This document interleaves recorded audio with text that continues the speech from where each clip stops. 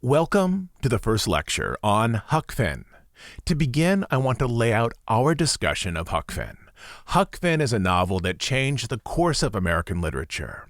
It's also a novel that explores how racist ideologies pass from one generation to the next, and explores how difficult it is to undo cultural racism.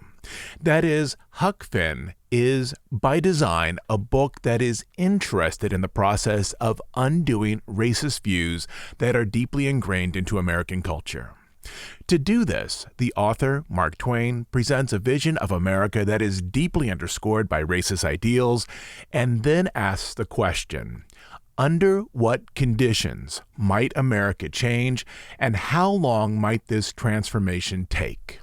I mention these things up front so that members of our class do not think it is the novel's intention to celebrate racist ideals, rather to depict a racist society and then to explore within that realistic world paths that might lead to change. I will also say that we will have a fuller discussion of Twain's message concerning these elements once we finish the novel. Twain's message concerning these ideas is very much arranged into the final sections of the book. For this reason, I want to focus more on the message of racism in American society in the final lecture in the sequence, not the first. But let me put this up front to guide your reading. Twain is writing about a racist society. All readers identify Pap as a racist. He's abusive, he's filled with ill will and self-interest, and he uses racism to elevate his self-perception. He's a vile character designed to be loathed by readers. But he's not the only racist character central to this book. Huck Finn also has deep racist views. But unlike Pap, he's not a vile character. He cares for his friends, at least at times. At times, he also considers the feelings and well-being of others. He does his best to interrogate his motivations and actions, especially as the story progresses. And this is one of the early messages of this book. Racism is not an outlook that has only been absorbed by vile individuals who are focused on abuse and hostility. Racism, in this novel, has also been absorbed by characters who at least have some likable qualities. That is, according to Twain, if you're looking for racism only in unlikable characters, or to extrapolate only in unlikable people, you're missing how racism in America actually works. It's found pervasively in society. Many who have racist views are unaware that some of the material that form their outlook has racist elements. Huck, at least in my personal opinion, has some likable qualities. But Twain is asking us to reconsider what racism is and where it's found. In this book, racism is found not only in the book's villain, Pap, but it's also found in its hero as well. As you move through the novel's early sections, I'd like you to consider the political objective of this plot. Twain is creating a narrative that will place Huck and Jim together, specifically to understand how Huck, a white individual who occupies a place of privilege in the society, might undo some of the racist views that he absorbed from Pap and other people in his hometown. This journey and its troubling end is central to this novel. Again, to have a detailed discussion about Twain's observations concerning these matters, we need to see the overall arc of this journey, which won't become clear until we're nearly finished with the novel. But I put these observations up front to let you know that I'm not ignoring these concerns. I realize some aspects of this novel will be challenging and troubling for contemporary readers, such as its racist language. But I want you to know, as we start out, that we will explore these ideas and that concepts of how a racist culture might change are central to Twain's exploration of America in this work. But in terms of how the novel is laid out, the early sections lend themselves more to a discussion of how the writing style and narrative materials changed the direction of American literature. As such, we will focus more of our discussion today on those elements. But we will return to discuss the concerns of racism in America as presented in this novel more pointedly in a later lecture.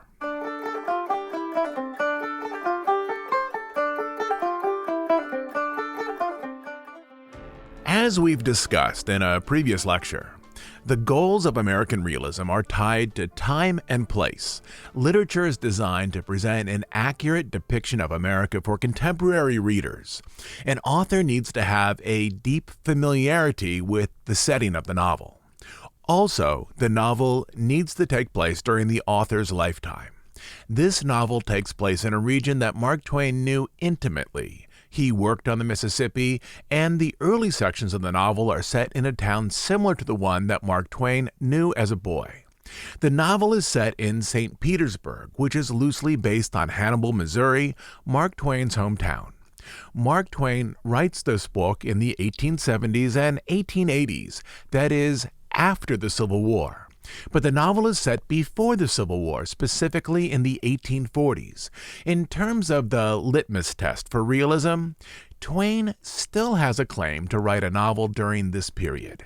He was alive during the 1840s. He was born in 1835. That would place him more or less as the same age as Huck Finn during the time the novel takes place. I should point out that at least according to Mark Twain, Huck Finn is not a fictionalized version of himself, but Huck is based on a person that Mark Twain knew while growing up. Huck is based on Tom Blankenship, a childhood friend of Twain, whose father, Woodson Blankenship, was a noted drunk in town and likely the basis in part for Pap. That is, though Huck Finn is not a fictionalized memoir, Mark Twain is looking into personal experience for the raw material that would form, in part, the characters and setting for this novel.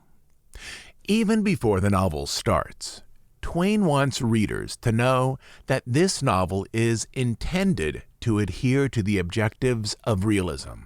As with many political observations, he does this through a joke, arranged into the explanatory note that precedes the story. Explanatory.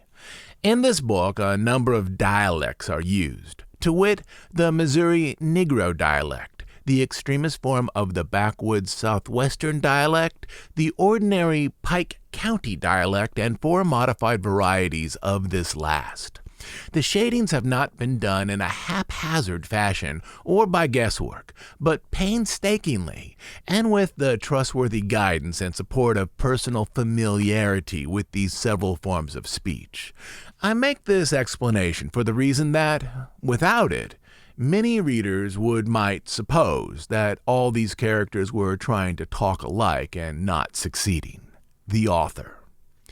But what Twain is trying to do here is clear. He's presenting himself as an expert on the culture of this region. He is identifying his credentials to write a literary novel of realism that is set around the Mississippi River Basin during the 1840s, even though he penned this book nearly 40 years later from his house in Connecticut. Though we tend to think of Huck Finn as a standalone novel today, the novel is actually the second book in a series of 5 novels, though one of these 5 novels was not published during Twain's lifetime. The last 3 books in this series are rarely assigned for class and in fact rarely read today. But it's interesting to look at the differences between the first and second book. The first book is called The Adventures of Tom Sawyer. And this book, told by Mark Twain, is arranged in the tradition of Romanticism. It's an idealized view of boyhood filled with unusual elements. There's a superstitious ceremony in a graveyard, a murder, a theft, and stolen treasure that is hidden inside of a cave. This becomes the money that Huck has with the judge as the book that we are reading starts out. But the fantastical elements in that first book, The Adventures of Tom Sawyer, present stories outside of those reasonably experienced by common Americans. In other words, this first book has stronger connections to the literary works that preceded it. Between the publication of Tom Sawyer and his work on Huck Finn, Mark Twain is taken by the concepts of realism, and there is a stark difference between the storytelling style and materials of these two books. The Adventures of Tom Sawyer, the first book, is directed at younger readers with a fantastical plot and very little cultural commentary. The Adventures of Huckleberry Finn, the second book, is directed at a wide range of readers, including adults, with a more commonplace plot, the story of a boy who wants to leave an abusive parent, and with significant cultural commentary. With this, The Adventures of Huckleberry Finn places lower importance on the plot and instead shifts the center point of the novel to its characters and setting. If realism as a political aesthetic is designed to present and preserve American culture, then in that formula, characters and settings are far more important to the preservation of American culture than the presentation of a highly dramatic plot. Beyond this, Twain also picks up on a number of other key elements of American realism. Instead of focusing largely on the upper class, Twain presents a cross-section of American culture. There's the upper class, such as the judge, the middle class, such as Miss Watson, and the poor, such as Pap. In part, this is a concern of commerce. Readers from a wide range of economic backgrounds want to see characters who represent their experience presented in literature. And in part, this is related to the documentary aim of realism, to present the fullness of American life. Writers believed that they needed to present characters from a wide range of economic backgrounds. I should point out that at this time in the 1880s, American authors were beginning to think about diversity. But diversity in American literature, from a chronological framework, begins with economic diversity. The acknowledgement that literature shouldn't privilege any one group starts here. It will, of course, expand in later decades. For example, in the 1890s, American literature focuses on gender diversity with a greater focus on female authors and female protagonists. And then in the 20th century, it focuses on racial and ethnic diversity. And in the 21st century, diversity pertaining to a wider range of considerations that pertain to a person's identity. I know that it's tempting to think that with our current generation, we have reached a point where all aspects of diversity are being explored. But diversity is a story that has been expanding for decades, and I think it's likely future generations will expand concerns of diversity beyond those areas that we've identified in our time into other areas that will be important to explore. But the road that leads towards these later important concerns in American literature begins here. That there should be a range of economic backgrounds, from rich to poor, expressed in American literature for a work of fiction to represent the American experience in the second half of the 1800s. Along with these objectives, Twain is aligning his novel with the central concerns of realism by focusing on contemporary social concerns, particularly racism and racist ideologies in culture. As realism develops, authors see their texts as standing in for objective reality. For them, quite literally, life on the page, if it's fashioned carefully and with sophistication, stands in for actual life out in the real world. That, for them, is what realism is, an accurate portrayal of the exterior world captured and preserved in language. And then, as an extension of this aesthetic, they see novels of realism as places where solutions to real-world problems can be explored in the safety of a literary invention. That is, if characters in novels of realism act like people in the real world, if environments in novels of realism are modeled on real locations, why shouldn't authors be able to test solutions for social problems inside of a literary construction? If a solution is tested in a realistic novel, and if society in that novel functions like society in the real world, then a successful solution engaged in a literary novel should also work in the real world, right? In this regard, literature works like a social science testing ground to better understand the problems of society and to determine the likely effectiveness of possible solutions. For Twain, this experiment is straightforward. He wants to place a young boy raised by a deeply racist parent into a situation where he lives for weeks with Jim to see how much of Huck's racism this experience will undo. It's also clear at the beginning of the novel that Twain has certain expectations for how much Huck will change over the course of this experience that for Twain slowly falls apart as the novel proceeds towards its conclusion. But these expectations unravel in a way that informs us as readers as to how cultural racism works and as to why simple solutions are unlikely to undo damage caused by racist belief systems. And lastly, this novel, unlike The Adventures of Tom Sawyer, is far more concerned with the development of characters than with the development of the plot. The early chapters in our book are mostly plotless. They are focused on the development of the characters and their everyday experiences. Again, if the literature of realism is designed to preserve the personality and place of America in the 1800s, you'd expect that language in novels would spend more time exploring and defining its characters, along with giving us images of the landscape and the culture of its cities. And that's what we have here. This novel, after Jim and Huck leave St. Petersburg, becomes in part a tour of the American South, as our main characters journey downriver. With these elements, the novel is uniquely focused on American life, whereas with the short stories of Poe, one could easily confuse Edgar Allan Poe with a European writer, both in terms of the subject material and the language. But with Mark Twain, in The Adventures of Huckleberry Finn, no one could confuse this book for anything other than an American novel. And that sense of American identity informs the presentation of its characters, the development of its story, and perhaps most importantly, the tonalities of its language. Let's take a look at the first chapter to see how the concerns of American identities shape the building blocks for this novel. That is, how a sense of American identities shape the individual words. When Huckleberry Finn was first published back in the mid-1880s, some librarians sought to ban it. I suspect you'll be unable to guess why they wanted to ban it. Some high school libraries today ban this book because of its racist language, but this wasn't a concern when the book was first published.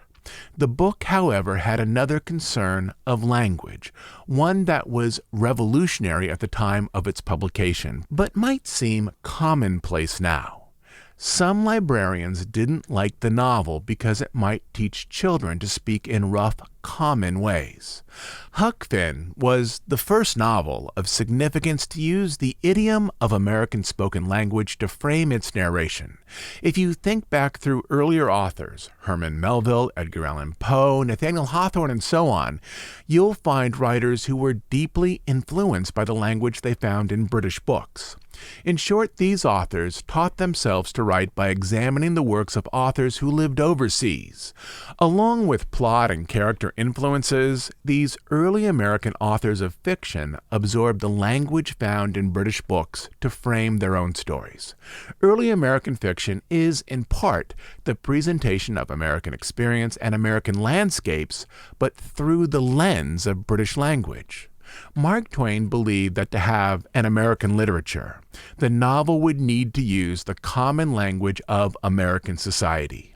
British language, with its phrases and slang, was designed to emphasize the worldview of those who lived in England. But Americans, Twain seems to have noted, held a worldview that was unique and had developed phrases and slang to express the specific complexities of life in the States. Instead of looking to the book language found in British fiction to frame his story, Twain looks to the spoken language of Americans in small towns to frame the narration. The language of this book, for some, is seen as rough, inelegant, and lacking the poetry of his previous works. But for Twain, this book, with its narrator, who for the first time presents a story in the semi-articulate voice of an American schoolboy, announces a significant shift in American fiction. From this point forward, American fiction is no longer tied to British language. This novel frees American fiction to present itself with an American vernacular. If Edgar Allan Poe's stories echo the melodic tones of British poetry, this novel echoes the tones of Americans speaking their stories out on the street or at home seated around a fire. Listen here to how the language at the start of the novel constructs a different worldview than to that of earlier American stories. Chapter 1. You don't know me without you have read a book by the name of The Adventures of Tom Sawyer, but that ain't no matter. That book was made by Mr. Mark Twain, and he told the truth mainly. There was things which he stretched, but mainly he told the truth. That's nothing. I never seen anybody but lied one time or another without it was Aunt Polly or the widow, or maybe Mary. Aunt Polly, Tom's Aunt Polly she is, and Mary and the widow Douglas is all told about in that book, which is mostly a true book with some stretchers, as I said before. But the way that the book winds up is this. Tom and me found the money that the robbers hid in the cave, and it made us rich. We got $6,000 apiece, all gold. It was an awful sight of money when it was piled up. Well, Judge Thatcher, he took it and put it out at interest, and it fetched us $1 a day apiece all the year round, more than a body could tell what to do with. The widow Douglas, she took me for her son and allowed she would civilize me. But it was rough living in the house all the time, considering how dismal, regular, and decent the widow was in all her ways, and so when I couldn't stand it no longer, I lit out. I got into my old rags and my sugar hogshead again, and I was free and satisfied, but Tom Sawyer, he hunted me up and said he was going to start a band of robbers, and I might join in if I would go back to the widow and be respectable. So I went back. Let's start with the language. Mark Twain knows exactly what he's doing. He wants to differentiate the tone of American literature from that of British literature. This is a novel constructed out of the vernacular or spoken language of America. For example, Twain peppers Huck's language with phrases that before this were only used when speaking. These sentences are from Chapter 5. There weren't no color in his face where his face showed. It was white, not like another man's white, but a white to make a body sick, a white to make a body's flesh crawl, a tree-toad white, a fish-belly white. As for his clothes, just rags, that was all. Those similes, tree-toad white and fish-belly white, are objects that Huck is familiar with, not from books, but from his own experience. In other section, Twain even makes jokes about how Huck's language sounds different than the type of writing that had previously been valued in American books. Just for a moment, for the sake of comparison, I'm going to jump ahead to Chapter 17. This section is focused on Emmeline Grangerford, the young Grangerford girl who, before her death, was focused on romantic art, both painting and poetry. She's an example of how Twain views previous literary projects in America. In Twain's view, these authors, such as Hawthorne or Poe, or here Emmeline Grangerford, were trying to use British language to describe life in America. In Twain's estimation, British language simply isn't designed to adhere to life in America. Its emphasis areas are designed to present the type of stratified cultural life that has been developed over centuries in England. Anyway, this example is from Emmeline Grangerford's poem about young Stephen Dowling Bots. Emmeline used to write poems on the occasion of a person's death to commemorate the experience. Not only does this poem use phrases that really no American would use while speaking, it also focuses on extreme experiences that are central to the aesthetic of Romanticism, such as the moment of death and those things that might wait for a person beyond the grave. Simply, Emmeline has been reading a lot of British Romantic poetry to the point where she wants to write similar poems about the things that happen around her. Only, as Twain points out with a joke, The language and also subject material she uses are largely divorced from typical American experience. That is, instead of talking about those things that Stephen Dowling Bots did on his average day, Emmeline wants to focus on the moment of his death, which is an unusual experience. Here it is from chapter 17. Ode to Stephen Dowling Bots, deceased. And did young Stephen sicken, and did young Stephen die, and did the sad hearts thicken, and did the mourners cry? No, such was not the fate of young Stephen Dowling Bots, though sad hearts round him thicken, 'twas was not from sickness shots. Let me pause there for a second. 'Twas, TWAS, is one of those British words that's being appropriated here for the poem. No whooping cough did rack his frame, no measles drear with spots, and drear, D-R-E-A-R, is another one of those words. Not these impaired the sacred name of Stephen Dowling Bots. Despised love struck with woe, that head of curly knots, not stomach troubles laid him low. Young Stephen Dowling Bots, oh no, then list with tearful eye, whilst I his fate do tell. His soul did from this cold world fly while falling down a well. They got him out and emptied him. Alas, it was too late. His spirit was gone to sport aloft in the realms of the good and great. And so even here in the last lines, you can hear a number of other non-American words, whilst, last, aloft, and so on. And then, once Huck has read the poem, he also offers his reaction to it. If Emmeline Grangerford could make poetry like that before she was 14, there ain't no telling what she could have done by and by. Buck said she could rattle off poetry like nothing. She didn't have to stop to think. He said she would slap down a line, and if she couldn't find anything to rhyme with it, would just scratch it out and slap down another one and go ahead. She warn't particular. She could write about anything you choose to give her to write about just so it was sadful.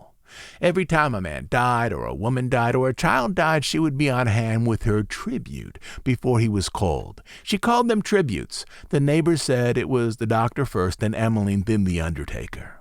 The undertaker never got in ahead of Emmeline but once, and then she was hung fire on a rhyme for the dead person's name, which was Whistler. She weren't ever the same after that. She never complained. But she kind of pined away and did not live long, poor thing. Many's the time I made myself go up to the little room that used to be hers and get out her poor old scrapbook and read in it, when her pictures had been aggravating me and I had soured on her a little. I liked all that family, dead ones and all, and weren't going to let anything come between us. Poor Emmeline made poetry about all the dead people when she was alive. And it didn't seem right that there weren't nobody to make some about her now she was gone.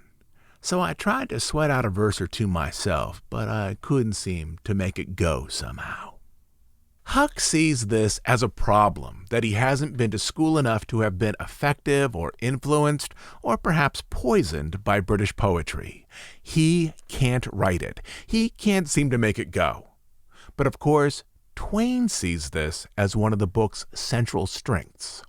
Because Huck hasn't been deeply exposed to British language and books, he is forced to create his book based on language he knows, that of speaking.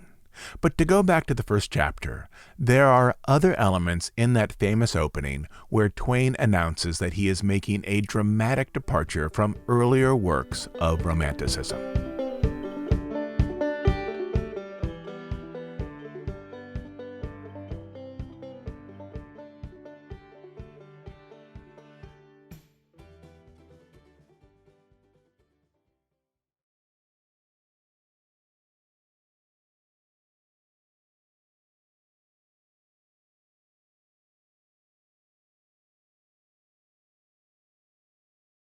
Beyond the vernacular language, the materials in this introduction are signaling other important messages about realism. Let me go back to part of that opening passage. You don't know about me without you have read a book by the name of The Adventures of Tom Sawyer, but that ain't no matter. That book was made by a Mr. Mark Twain, and he told the truth mainly. There was things which he stretched, but mainly he told the truth. That's nothing. I've never seen anybody but lied one time or another without it was Aunt Polly or the widow, or maybe Mary. Aunt Polly, Tom's Aunt Polly she is, and Mary and the widow Douglas is all told about in that book, which is mostly a true book with some stretchers, as I said before. Huck here is saying that we all know what is found in books. Books are filled with lies, or stretchers as he calls them. And why are books filled with lies? Well, because romantic authors are incentivized to stretch the truth to get more readers. If authors get more readers, what do they get? Well, there's three things. They get money, fame, and an easy lifestyle, as surely writing books is easier than building a fence or planting crops. But I want you to hold on to those three elements for a bit: money, fame, and leisure, as Twain is going to loop back to them in a moment.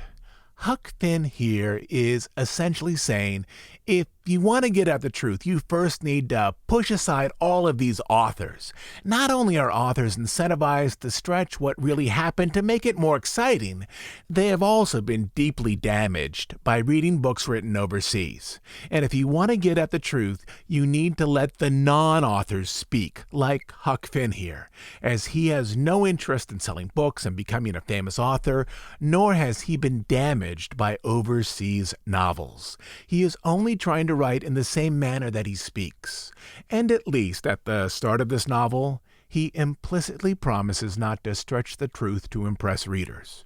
Huck at times is one of the biggest liars in this novel, at least as other characters are concerned. But with us, his readers, he relates the truth of his thoughts and his experiences as best he's able.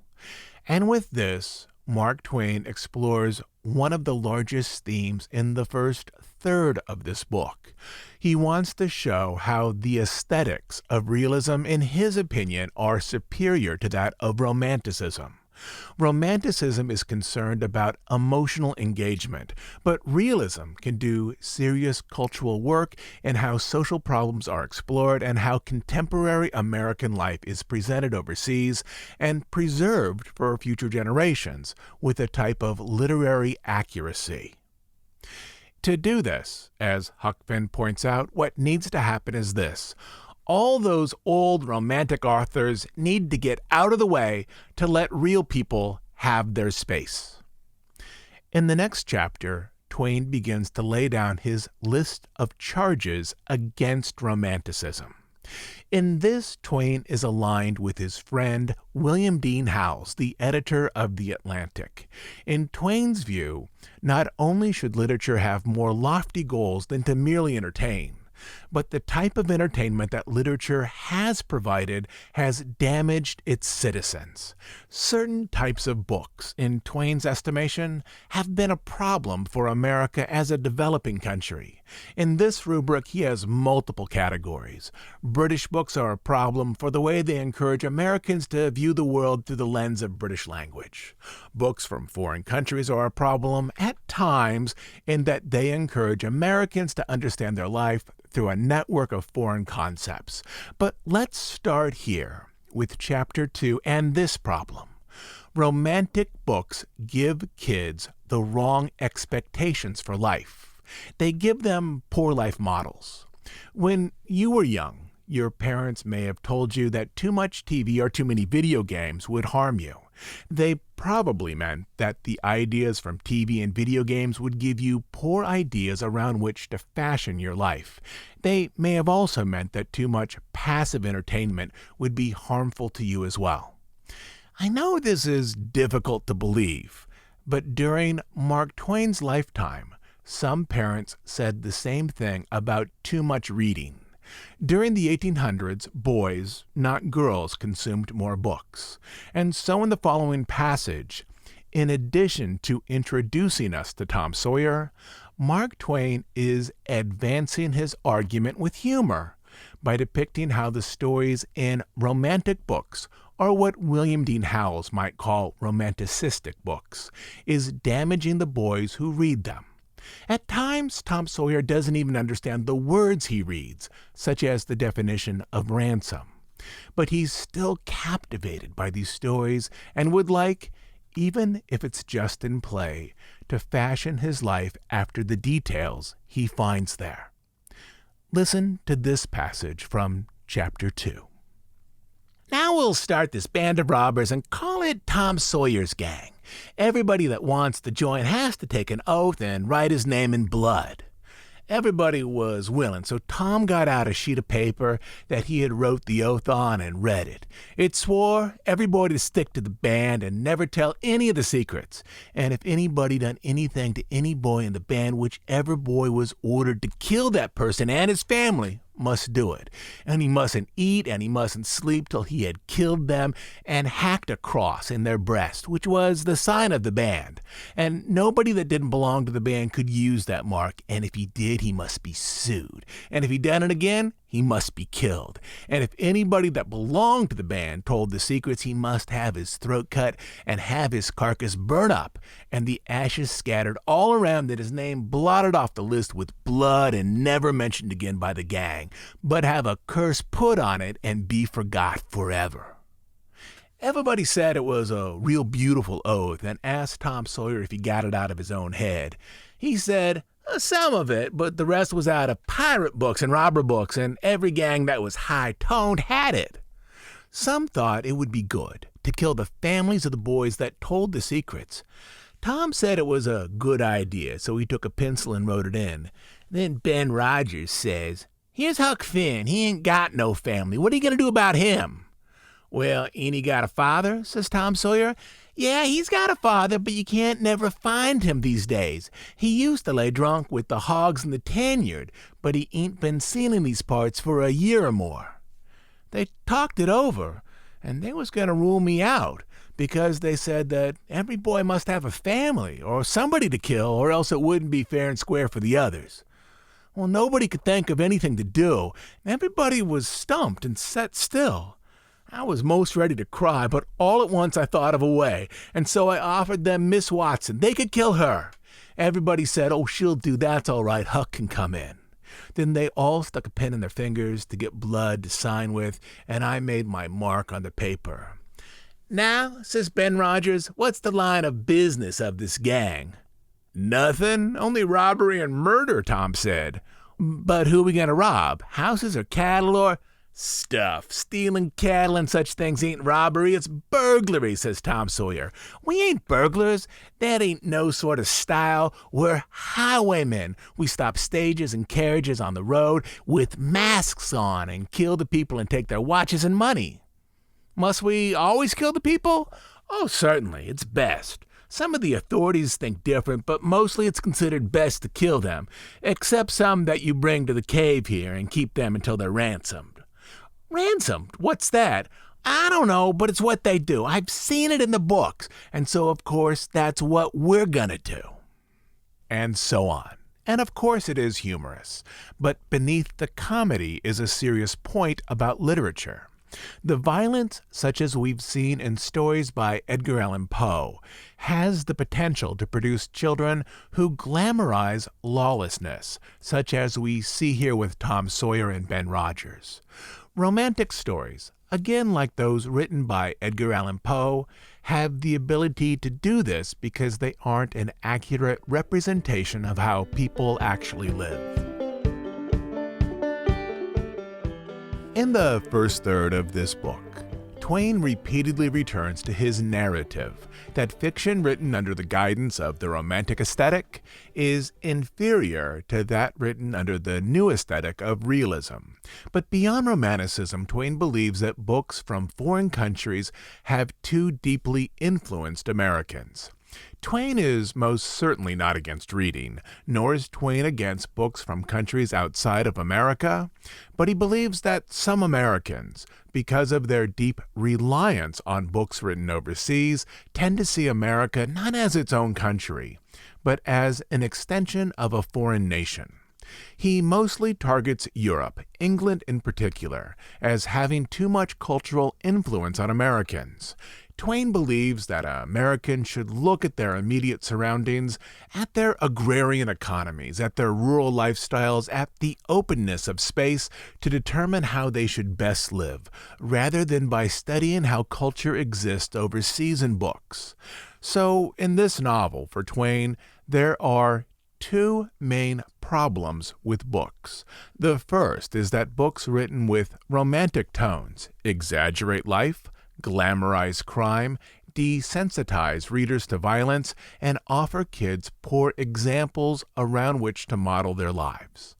The second problem is that popular books written overseas encourage Americans to see their lives as connected to culture overseas, rather than to focus on the actualities of rural or city life around them. In Chapter 3, Twain introduces these concepts into the discussion of the novel, again with humor. Huck Finn has gone with Tom Sawyer to ambush a Sunday school picnic, only Tom, because of some of the books that he's read, wants to pretend that the picnic is something other than what it is. Though Twain is mostly going to accuse Americans of being overly influenced by the culture of England, and to a lesser extent that of Europe, he begins by casting his net wide. The two books that he refers to here, both well known in his day but less so in ours, are Don Quixote and 1001 Arabian Nights. Today, if an author were to include references to Hogwarts or Voldemort, we would all know that the author was referencing the Harry Potter series. When Huck Finn was published, roughly a century and a half ago, the references here would be as obvious as the Voldemort references are to us today. Throughout the novel, Huck is referential to those who are older than him and to those who know more. Huck believes that Tom Sawyer, because he's a reader, knows more than him. Huck typically relies on knowledge of others, but then tests out that knowledge for himself. At this point in their adventure, Huck is beginning to question Tom's assertion that this Sunday school picnic is really a group of people transporting treasure in disguise. Here we are in Chapter 3. But there weren't no Spaniards and Arabs, and there weren't no camels and no elephants. It weren't anything but a Sunday school picnic and only a primer class at that. We busted it up and chased the children up the hollow, but we never got anything but some donuts and jam. So Ben Rogers got a rag doll, and Joe Harper got a hymn book and a tract. And then the teacher charged in and made us drop everything and cut. I didn't see no diamonds, and I told Tom Sawyer so. He said there were loads of them there anyway, and he said there were Arabs there too, and elephants and things. And I said, why couldn't we see them then? He said, if I weren't so ignorant but had read a book called Don Quixote, I would know without asking. He said it was all done by enchantment. He said there were hundreds of soldiers there and elephants and treasures and so on. But we had enemies, which he called magicians, and he said they had turned the whole thing into an infant Sunday school just out of spite. I said, all right then the thing for us to do was to go for the magicians. Tom Sawyer said I was a numbskull. Why, said he, a magician could call up a lot of genies, and they would hash you up like nothing before you could say Jack Robinson. They are tall as a tree and big around as a church. Well, I says, suppose we got some genies to help us. Can't we lick the other crowd then? How we gonna get them? I don't know. How do they get them? Why, they rub an old tin lamp or an iron ring, and then the genies come tearing in with the thunder and the lightning and rip it around and make smoke a-rolling, and everything they're told to do, they up and do it. They don't think nothing of pulling a short tower up by the roots and belting a Sunday school superintendent over the head with it, or any other man. Who makes them tear around so? Why, whoever rubs the lamp or the ring. They belong to whoever rubs the lamp or the ring, and they've got to do whatever he says. If he tells them to build a palace 40 miles long out of diamonds and fill it with chewing gum, or whatever you want, and fetch an emperor's daughter from China for you to marry, they've got to do it. And they've got to do it before sunup next morning, too. And more, they've got to waltz that palace all over the country, wherever you want it, you understand. Well, says I think they're a pack of flatheads for not keeping the palace themselves instead of fooling them away like that. And what's more, if I was one of them, I would see a man in Jericho before I would drop my business and come to him for the rubbing of an old tin lamp. How you talk, Huck Finn. Why, you'd have to come to him when he rubbed it, whether you wanted to or not. And here we see how these books from overseas have influenced Tom Sawyer into this fantasy world that he wants to engage. After this section, there's something important that happens in the novel.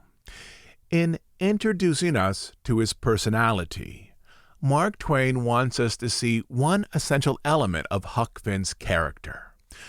Huck Finn relies on information that he gets from those who are older and those who are more educated, but then he tests out this information by himself to see if it's valid for his own life.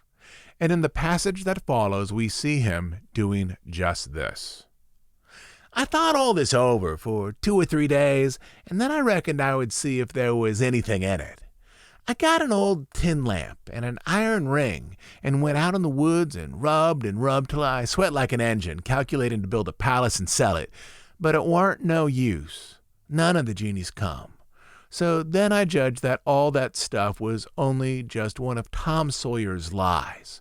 I reckon he believed in the Arabs and the elephants, but as for me, I think different.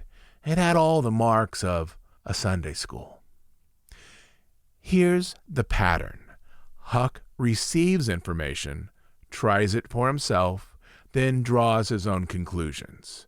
And in case this one example wasn't enough to drive this point home, Twain includes a second example early in the book. And here the stakes are a little higher.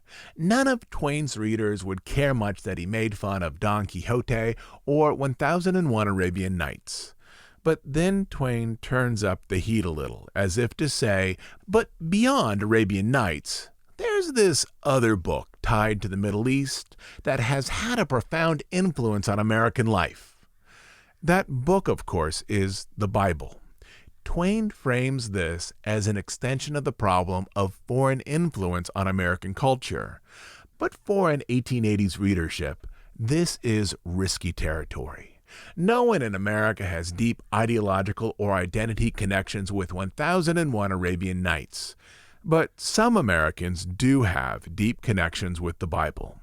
But here, Twain treats it as simply another foreign influence that doesn't help Americans connect to the land and the agrarian culture around them.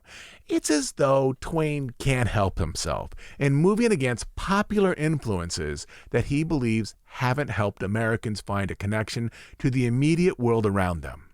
Again, Twain sets it up so that we see how Huck's mind works.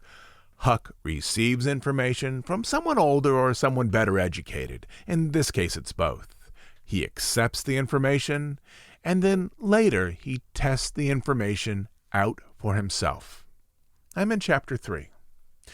Well, I got a good going over in the morning from old Miss Watson on account of my clothes, but the widow, she didn't scold, but only cleaned off the grease and clay, and looked so sorry that I thought I would behave a while if I could. Then Miss Watson, she took me in the closet and prayed, but nothing come of it. She told me to pray every day, and whatever I asked for, I would get. But it warn't so. I tried it. Once I got a fish line, but no hooks. It weren't any good to me without the hooks. I tried for the hooks 3 or 4 times, but somehow I couldn't make it work. By and by, one day, I asked Miss Watson to try for me, but she said I was a fool. She never told me why, and I couldn't make it out no way. I sat down one time in the backwoods and had a long think about it. I says to myself, if a body can get anything they pray for, why don't Deacon Wynn get back the money he lost on pork? Why can't the widow get back her silver snuff box that was stole? Why can't Miss Watson fat up? No, I says to myself, there ain't nothing in it. I went and told the widow about it, and she said the thing a body could get by praying for it was spiritual gifts. Again, there's humor here. But why is this so important for Twain to establish with 2 examples at the start of the novel? Clearly, he doesn't want anyone to overlook this aspect of Huck's personality. The reason that this is important is this. This character trait sets up the book's larger ideological journey. Huck has been raised by a deeply racist parent in a town with racist views. Huck has accepted these, but Huck also has the tendency to test the beliefs and advice of others in his own life. This is what's being set up here. Huck receives a racist worldview from those who are older and more educated in his town, and in many ways this is generally how everyone forms their early beliefs. They accept the beliefs they are presented with at an early age. But then Huck, as with the ring and the genie, as with the fishing line and the hooks, is going to question some of these racist beliefs based on his own observations as the book moves forward. This is the thematic story of Huck Finn. How can people inculcated with a racist worldview at birth change? Twain wants to explore what experiences, arranged into a realistic view of America in the 1840s, can change a person born into that culture which is steeped in racism. In later sections of the novel, Twain will come to some insightful yet troubling conclusions, but also opinions that I think are useful for us today in terms of imagining how to chart a path toward a more equal society. And again, we'll pivot more to these elements in a later lecture, but I highlight these aspects here as they are interwoven into a passage about how books, according to Twain, can influence American culture. The next significant character that the novel introduces is Jim. Once the story shifts to the raft, the narrative will focus on materials that deepen his character. Jim will then be presented as a person who desires respect. He will be presented as a father, a husband, and a person who has a deep connection with his family. These sections will be arranged to help Huck unlearn some of the racist ideas that he's absorbed from his culture, or rather, in that social experiment that is the literature of realism. They will be arranged so that Twain can better understand how much of a person's racist upbringing can be unlearned once they are older. In these early sections, though, the novel grants another role to Jim. Remember a little while ago, those 3 things that romantic authors receive for well-told, exciting stories? Money, fame, and leisure? Well, in this introduction, Jim is framed as a type of successful romantic author. He has invented otherworldly stories of adventure. These stories concern witches, with whom Jim travels first around the county and then later around the world. As a result of these stories, Jim becomes locally famous. People pay him to hear the story, and in terms of work, he's given easier tasks. Again, this is all done with humor. But Twain is exposing cultural incentives that encourage creative people to compose larger-than-life stories, stories often with supernatural tones. In these early sections, Twain also has another unusual task that he lays out for himself. He's a relatively new convert to realism. The advantages of realism are clearly concepts that he's actively processing as he begins to write this novel. Many early chapters often critique the shortcomings of romanticism. But Twain also wants to show that even within the limitations of realism, he can include touches of romanticism into this realistic novel. And the type of romantic writer on which Twain fixates is a writer like Edgar Allan Poe, a writer who produces stories of murder and supernatural elements. Some of the first touches we see of this aim are in Chapter 4, when Jim offers to tell Huck's fortune through a hairball. If this scene were written by Poe, there would be lightning branching across the sky, the eerie tune of wind whistling through trees, and a deep sense of foreboding as the information came forward. But it's not written by Poe. A scene like that wouldn't be representative of life in Missouri in the 1840s. But it is realistic to assume that a resourceful character like Jim might use the tropes of fortune-telling for both entertainment and to enhance his income. In this, Twain is repurposing some of the elements that Poe might have used in his short stories into Twain's novel of realism. In essence, Twain is beginning to say, not only am I a great writer of realism, but I'm so great that I can include narrative tropes from writers like Edgar Allan Poe into my realistic world as well. Twain will continue this game of inserting romantic tropes, particularly those pertaining to Poe, into his story over the next few chapters, but it starts here. There is one other thing that you need to know before we jump into the fortune-telling passage. At this point, in terms of writing the novel in the mid-1870s, Mark Twain has a rough outline for how this novel will work. Huck and Jim will leave home together on a raft. They will land at Cairo, where they will catch a steamship up into the northern Free States, where the story would continue as a comedy. It would be a traveling adventure, partially about how two people from the South have difficulty adapting to Northern customs. In working on this novel each day, Twain wrote by hand with a pen. He would typically write a set of pages during the day, and then he would read them to his family at night to gauge their reaction.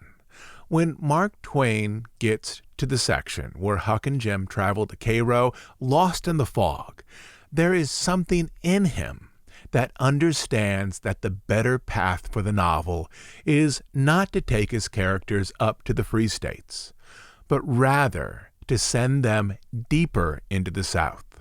Long-form stories, such as a novel, are about the escalation of danger. Moving Huck and Jim further into the South after missing Cairo would deepen the sense of personal danger faced by Jim. It would also bring Huck more deeply into those states that were aligned with racist ideologies. Twain senses that the best decision for his story is to move his characters deeper into the South, but also with this understanding, he no longer has any idea where the novel will take him. I mention this here because the fortune-telling sequence, in which Jim presents Huck's future, has very little to do with where the novel actually goes. The details here are more likely the leftover breadcrumbs of ideas once entertained by Twain for an earlier version of this novel, a version never written. The passage begins as Huck wants to know, now that Pap is back in town, will Pap cause problems and how long will Pap stay? The prophecy, as with many elements early in the novel, is played for humor. The prophetic vision is utterly meaningless, with Jim saying perhaps Pap will stay and perhaps Pap will go. But in this, you can start to see Mark Twain gathering and redirecting some romantic energy previously used by writers such as Edgar Allan Poe into his text. Twain will do this with a more sophisticated effect later, but this is where it starts, in Chapter 4. Jim had a hairball as big as your fist, which had been took out of the forestomach of an ox, and he used to do magic with it. He said there was a spirit inside of it, and it knowed everything. So I went to him that night and told him Pap was here again, for I found his tracks in the snow. What I wanted to know was, what was he going to do, and was he going to stay? Jim got out his hairball and said something over it, and then he held it up and dropped it to the floor. It felt pretty solid and only rolled about an inch. Jim tried it again and then another time, and it acted just the same. Jim got down on his knees and put his ear against it and listened, but it warn't no use. He said it wouldn't talk. He said sometimes it wouldn't talk without money. I told him I had an old slick counterfeit quarter that weren't no good because the brass showed through the silver a little, and it wouldn't pass nohow even if the brass didn't show because it was so slick it felt greasy, and so that would tell on it every time. I reckon I wouldn't say nothing about the dollar I got from the judge. I said it was pretty bad money, but maybe the hairball would take it because maybe it wouldn't know the difference. Jim smelt it and bit it and rubbed it, and said he would manage so the hairball would think it was good. He said he would split open a raw Irish potato and stick the quarter in between and keep it there all night, and next morning you couldn't see no brass, and it wouldn't feel greasy no more, so anybody in town would take it in a minute, let alone an old hairball. Well, I knowed a potato would do that before, but I had forgot it. Jim put the quarter under the hairball and got down and listened. This time he said the hairball was all right. He said it would tell my whole fortune if I wanted it to. I says, go on. So the hairball talked to Jim and Jim talked to me.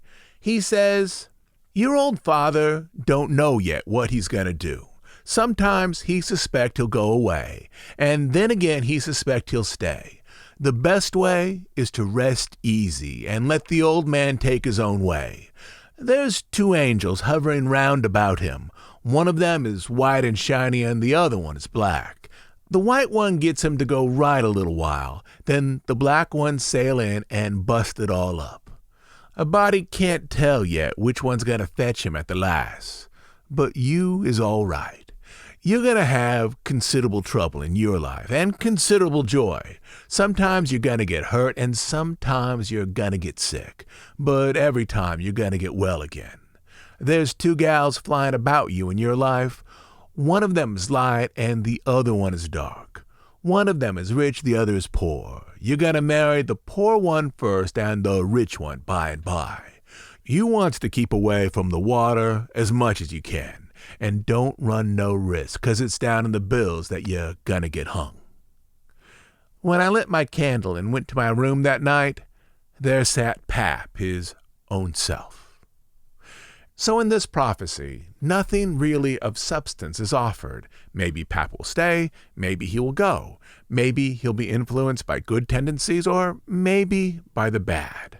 And in this version of Huck Finn, the one that Mark Twain actually wrote, Huck Finn is never involved romantically with any girls, as is suggested in the prophecy. But with this, Mark Twain, in a simple way, is beginning to collect up some of those old romantic impulses and repurpose them into his novel. But he'll do it much more effectively in later sections.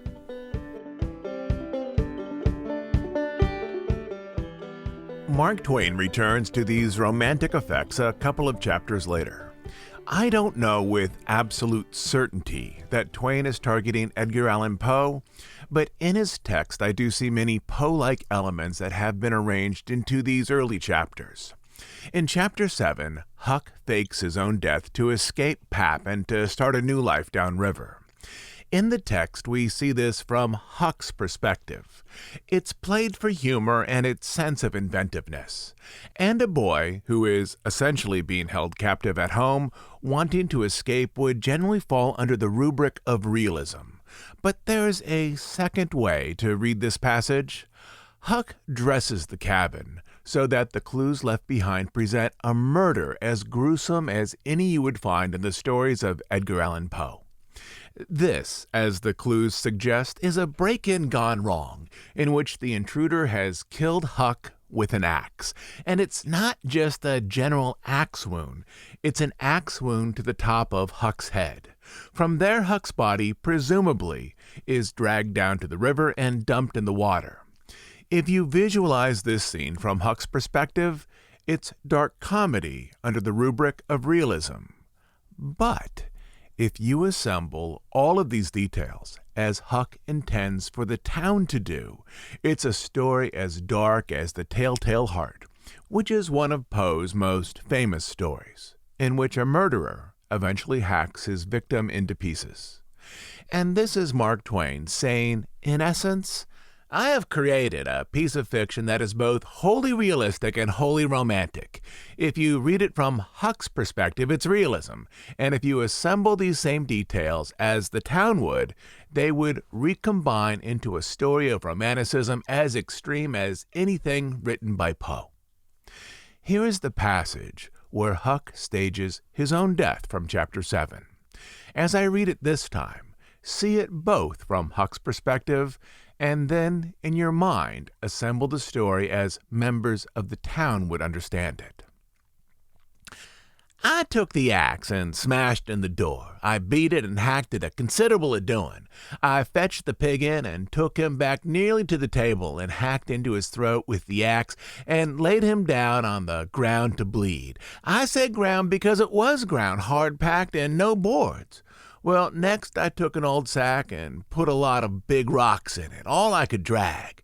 And I started it from the pig and dragged it to the door and through the woods down to the river and dumped it in, and down it sank out of sight. You could see easy that something had been dragged over the ground.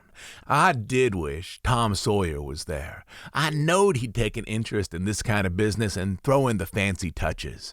Nobody could spread himself like Tom Sawyer in such a thing as that. Well, last I pulled out some of my hair and blooded the axe good and stuck it on the backside and slung the axe in the corner. Then I took up the pig and held him to my breast with my jacket so he wouldn't drip till I got a good piece below the house, then dumped him into the river. Now I thought of something else, so I went and got the bag of meal and my old saw out of the canoe and fetched them to the house. I took the bag where it used to stand and ripped a hole in the bottom of it with the saw, for there weren't no knives and forks on the place. Pap done everything with his clasp knife about the cooking. Then I carried the sack about 100 yards across the grass and through the willows east of the house to a shallow lake that was 5 miles wide and full of rushes, and ducks too, you might say, in the season. There was a slough creek leading out of it on the other side that went miles away. I don't know where, but it didn't go to the river. The meal shifted in and out of a little track all the way to the lake. I dropped Pap's whetstone there, too, so as to look like it had been done by accident. Then I tied up the rip in the meal sack with a string so it wouldn't leak no more, and I took it and my saw up to the canoe again. It was about dark now. So I dropped the canoe down the river under some willows that hung over the bank, and I waited for the moon to rise. From here, Twain plays a little with how mystical elements work in his novel. There's the bread loaves that supposedly have supernatural powers. Huck tells us, "Well then, I happen to think how they always put quicksilver in the loaves of bread and float them off because they always go right to the drowned carcass and stop there." And in this novel, that sort of happens.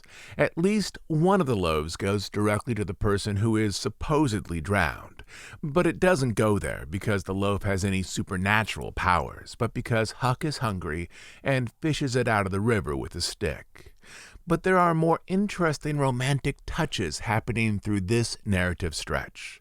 Specifically, there's a second beat to that murder story. And this is one of the reasons why I suspect Twain might have been thinking about Poe. Twain rarely talked about Poe, and when he did, it wasn't particularly flattering. But some friends of Twain recall that for a while, when Twain was still in his young 20s, while Romanticism was the dominant aesthetic, Twain carried around a collection of Poe's works. It's clear from later statements that Twain was familiar with Poe's works. He comments on individual stories, and in a letter to his friend, William Dean Howells, he explains he doesn't think much of Poe's writing style. Here's an excerpt from that letter from 1909, 1 year before Twain's death. "Dear Howells, I have to write a line, lazy as I am, to say how your Poe article delighted me, and to say that I am in agreement with substantially all you say about his literature. To me, his prose is unreadable, like Jane Austen's. No, there's a difference. I could read his prose on salary, but not Jane's. Jane's is entirely impossible. It seems a great pity that they allowed her to die a natural death." By this point in his life, Twain tended to judge the quality of a person's writing on their phrasing, specifically how authentic the prose, and that means the narration, sounded to his ear. His comment here likely means that to him, Poe's poetic style sounds artificial in its word selection, rhythms, and phrasing compared with writers of realism that came later. I should also point out that this letter is written in 1909, decades after Twain had helped cement the new aesthetic of literary realism in America. Some scholars have compared the subject of Twain's work to that of Poe's, and have noticed ways in which Twain's work with small details echoes that of Poe, as though the early influences of Poe perhaps unconsciously stayed with Twain into his later years. But one of the hallmarks of Poe's fiction is that the dead never really stay dead.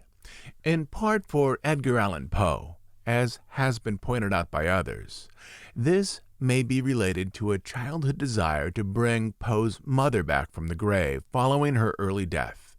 But in various ways and numerous stories, the dead keep coming back to life in the works of Edgar Allan Poe. In The Telltale Heart, the dead man's heart keeps beating as though to impart a final message to the killer. In The Fall of the House of Usher, Usher's sister, the Lady Madeline, after being entombed in a coffin for at least a week in the family crypt, claws her way out to confront her brother one final time. And in our novel, Mark Twain arranges a scene in which the dead, in a way, come back to life. Again, it's a scene in which Twain has cleverly arranged two ways to read it. It happens in Chapter 8. On the page, from Huck's perspective, Huck simply finds his friend Jim out by the river. But if you flip the scene around and view it from Jim's perspective, it suddenly takes on all of the Gothic wonder of Poe's works. At this point, Jim has heard stories about how Huck has been murdered in the cabin with an axe and with blood spread all over the place. Jim also believes that Huck's body was dumped into the river and knows that boats are presently moving up and down the water searching for it, with some sending blasts into the current to free the body in case it is stuck on underwater debris. In this moment, from Jim's perspective, Huck is a spirit who has climbed up out of the water, likely to seek vengeance. Here's the passage, and again, in your mind, flip it from Huck's perspective, which is the perspective of realism, to Jim's perspective, which is the construction of romanticism. Once more, Twain has been able to assemble a scene that, depending on the perspective, can be read as both realism and romanticism simultaneously. I'll begin when Huck sees Jim down by the water. "Hello, Jim," and skipped out. He bounced up and stared at me wild. Then he drops down on his knees and puts his hands together and says, "Don't hurt me, don't. I ain't ever done no harm to a ghost. I always liked dead people and done all I could for them. You go get in the river again where yous belong, and don't do nothing to old Jim, what was always your friend." In the first third of this novel, roughly the first 16 chapters, Mark Twain is taken with the concepts of realism. In part, the novel, as he begins to write it, is arranged as a political message to readers. The political message isn't about government structures or laws. Rather, the political message is arranged toward the literary community to discuss the merits of realism over romanticism. As I mentioned earlier, after the sequence in which Huck and Jim miss Cairo on the river, Mark Twain is forced to abandon his original plot outline for the novel. He's stuck. He's unable to continue writing as he doesn't know where the story is headed. He puts the book aside for about 6 years. As part of a magazine assignment, he visits the Mississippi River again, and after that trip, he then knows how to restart work on Huck Finn. But by that point, the concepts of realism aren't at the forefront of his mind anymore. He's still a realist, but he's internalized the principles of realism. By the early 1880s, he follows the principles of realism out of a type of artistic habit, whereas when he started work on this novel in the mid-1870s, he was mentally exploring the merits of this relatively new aesthetic. For this reason, the political discussion concerning the superiority of realism partially falls away from the novel after Huck and Jim reach Cairo. The rest of the novel was written years later. In its thematic place, in the second two-thirds, Twain is more concerned with the character of the South and how rural Americans still value cultural ideas inherited from Europe. But in terms of the plight of Romanticism, at least as Twain views it in this novel. Those fantastical stories of Romanticism, all those robber books and pirate books, though they were enjoyed by many boys in St. Petersburg, they were most strongly associated with Tom Sawyer. Their association with Tom Sawyer will continue into the novel's final chapters. If this book has one message about Romanticism, it would be this. According to Twain, Romanticism is an immature aesthetic which is primarily enjoyed by immature readers. Tom Sawyer, in this novel, needs to put away his childhood things and grow up. And likewise, at least according to Twain, literature in America needs to do the same. I think today many scholars might disagree with Twain's conclusions here. Romanticism and realism are both aesthetics that choose to frame narratives in a way that suits their times. There are many lovely works of Romanticism, and there are many lovely works of realism. But Huck Finn is a novel that redirects American literature more deeply into realism, divorcing the language of fiction from poetry. If earlier writers of American Romanticism were interested in elevating fiction so that American stories held the language elegance of British poetry, Mark Twain, in the novel of Huck Finn, is interested in changing the tonal center point of fictional language. Fiction, in his view, shouldn't sound like highly revised works of poetry. It should instead echo the ways that American citizens speak naturally out on the street. In this way, this one book revolutionized how American literature presented itself.